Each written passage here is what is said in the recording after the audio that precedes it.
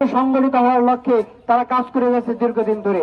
আমরা আমাদের নিকটে প্রায় হিন্দু যুবক কর্তৃক মুসলিম নারীদেরকে ধর্ষণ করা হয়েছে। হিন্দু যুবক কর্তৃক মুসলিম নারীকে অপহরণ করে তাকে ধর্ষণ করে ভারতে পাচার করা হয়েছে। আমাদের এর জন্য কোনো উদ্যোগ না নেই, আমাদের সম্মুখে আরো বড় কোনো পদক্ষেপ, বড় কোনো শাস্তি আমার জন্য অপেক্ষা করতেছে। সম্মানিত নারীকে ধর্ষণ করা হলো, 13 বছরের মেয়েটাকে ধর্ষণ করার পরে পুলিশের কাছে যখন জবাবদিহিতার জন্য করতেছিল, এটা প্রেমের একটা প্রেম ঘটিত একটা বিষয়, এটা আমাদের কোনো বিষয় নয়। আপনাদের যথার্থ বলেন চিলড্রেন অ্যাক্টের 2013 ধারা অনুযায়ী প্যানেল কোডের 375 376 ধারা অনুযায়ী ওই মেয়েটা যদি 18 বছর রেখেছি, পুলিশের নিকটে সেটা কেস করতে যাওয়া হলো, জবাব দিতে চাওয়া হলো, তারা উৎসাহিত করেছে। আমি বলে দিতে চাই, এটা শুধুমাত্র আজকের কার্যনির্বাহী নয়, জনগণকে সচেতন করতে হবে।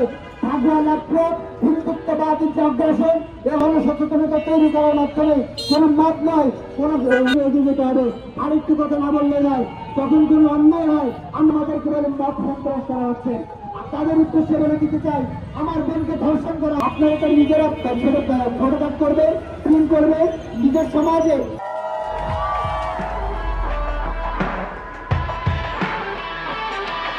নিজের গ্রামে গঞ্জে করবেন।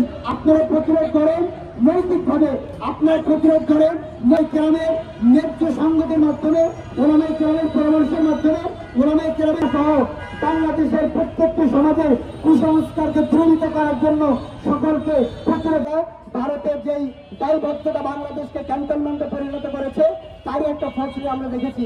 দীর্ঘ 17 বছর ধরে হাসিনা রেজিম যেভাবে ভারতের প্রেসক্রিপশনে বাংলাদেশের প্রত্যেকটা রন্ধ্রে রন্ধ্রে আমাদের গোয়েন্দা সংস্থা, আমাদের প্রশাসন, আমাদের সেনাবাহিনী, আমাদের বিজিবি, আমাদের পুলিশ, আমাদের সমস্ত জায়গা এই হাসিনা রেজিম দখল করেছে ভারতের প্রেসক্রিপশনে, তারই একটা নিদর্শন আমরা দেখতে পেরেছি। ইসকন আরএসএস এর যেভাবে অগ্রাসনে আমাদের বাংলাদেশকে চাপটে মেরে ধরে রেখেছে। আমি বলে দিতে চাই, আজকের ইন্টারিম চুপ রয়েছে। আমি বলে দিতে চাই, আজকের প্রশাসন চুপ রয়েছে। যদি আপনি জনগণ যদি সতর্ক না হন, আপনি জনগণ যদি মাথা উঁচু করে না দাঁড়ান, আরেকটা জুলাই বিপ্লবের অপেক্ষা যদি আপনি না করেন, জেনে রাখেন আপনার বোনকে ধর্ষণ করা হবে, আপনার স্ত্রীকে ধর্ষণ করা হবে, আপনাকে আটক করে আপনার সামনে আপনার স্ত্রীকে ধর্ষণ করা হবে। এটা খুব বেশি দেরি নয়।